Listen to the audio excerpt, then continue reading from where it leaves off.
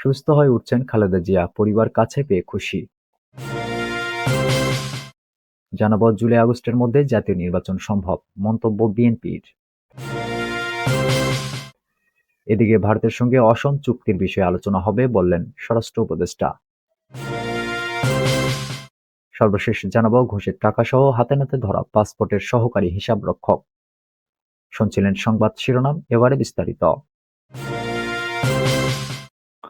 সুস্থ হয়ে উঠছেন খালেদা জিয়া, পরিবার কাছে পেয়ে খুশি।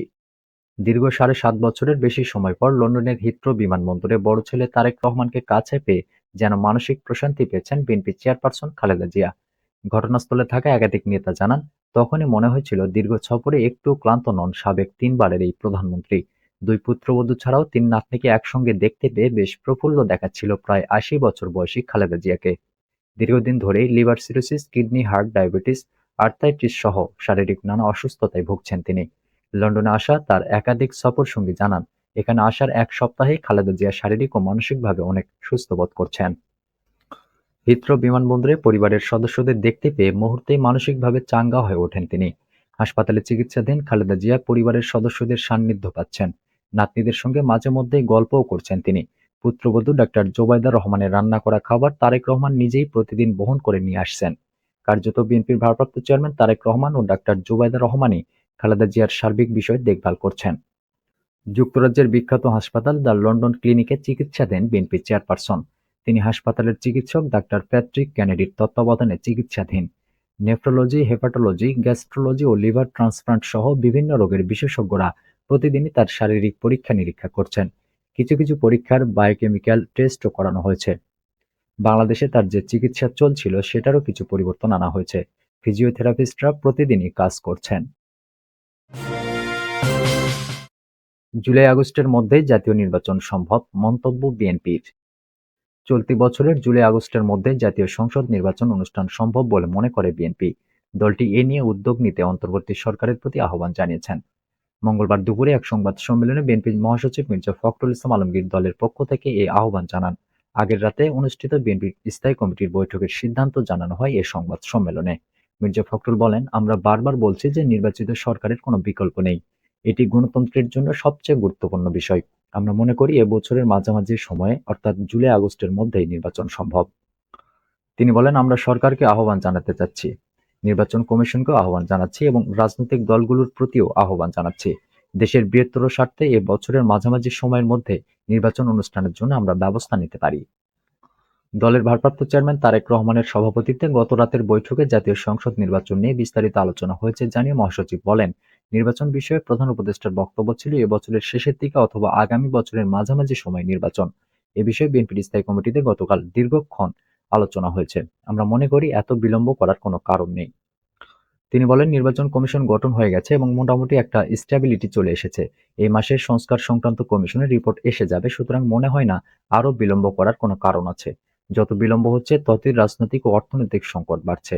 মির্জা ফখরুল বলেন, আমাদের স্পষ্ট সিদ্ধান্ত হলো জাতীয় সংসদ নির্বাচনের আগে স্থানীয় সরকারের নির্বাচনের কোনো প্রশ্নই আসে না। কারণ এখন তো ফোকাসটা পুরো দেশের, পুরো জাতির এই জাতীয় সংসদ নির্বাচনের উপরে। নির্বাচনের জন্য কতগুলো আনুষ্ঠানিকতা আছে জানিয়ে তিনি বলেন, ভোটার লিস্ট 1 মাসের মধ্যেই হালনাগাদ করা যাবে। এরপরে প্রিজাইডিং অফিসার নিয়োগ সহ বিভিন্ন কাজ 1-2 মাসের বেশি সময় লাগার কথা নয়। সবই তো তৈরি। বিএনপি মহাসচিব বলেন, নির্বাচন কমিশন বলছে যে নির্বাচন করার জন্য তারা রেডি এবং তারা জাতীয় সংসদ নির্বাচন করার জন্য তৈরি রয়েছে। তারা পরিষ্কার করে বলে দিয়েছে যে 2 নির্বাচন একসঙ্গে সম্ভব নয়। জাতির স্বার্থে জাতীয় নির্বাচনটা প্রয়োজন। সংবাদ সম্মেলনে স্থানীয় সরকারের নির্বাচন নিয়ে বিএনপির স্থায়ী কমিটির সদস্য আব্দুল মঈন খান বলেন, স্থানীয় সরকারের তৃণমূল স্তর হলো ইউনিয়ন পরিষদ। সেই ইউনিয়ন পরিষদই তো সরকার বাতিল করেনি। তা যদি বাতিল না করে, সেখানে কিভাবে স্থানীয় সরকারের নির্বাচন হবে? ভারতের সঙ্গে অসম চুক্তির বিষয়ে আলোচনা হবে বললেন স্বরাষ্ট্র উপদেষ্টা। অন্তর্বর্তী সরকারের স্বরাষ্ট্র উপদেষ্টা লেফটেন্যান্ট জেনারেল জাহাঙ্গীর আলম চৌধুরী জানিয়েছেন, ভারতের সঙ্গে কিছু অসম চুক্তি করা হয়েছে। আগামী মাসে বিজিবি ও বিএসএফ এর মধ্যে ডিজি পর্যায়ে বৈঠক আছে। ওই বৈঠকে এসব বিষয়ে আলোচনা হবে। আমাদের মন্ত্রণালয় থেকে চিঠিও দিচ্ছি, যেগুলো অসম আছে সেগুলোকে কিভাবে সমাধান করা যায় সে চেষ্টা করছি।